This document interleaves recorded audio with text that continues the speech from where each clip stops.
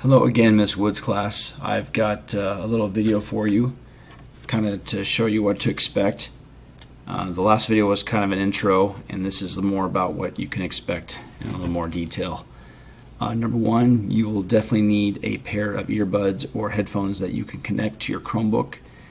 Most days will consist of watching a video of class and then doing the assignments while the video is running, so you'll need headphones every day for sure. So earbuds or headphones, Walmart, $5,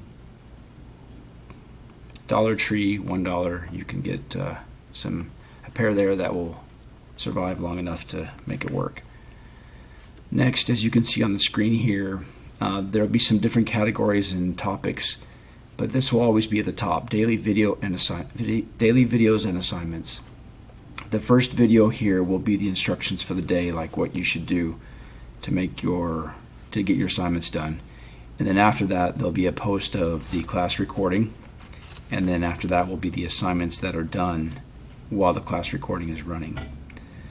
So just click that video each day to see what you're supposed to do, and then follow the rest of the instructions, and that's what you can expect for now.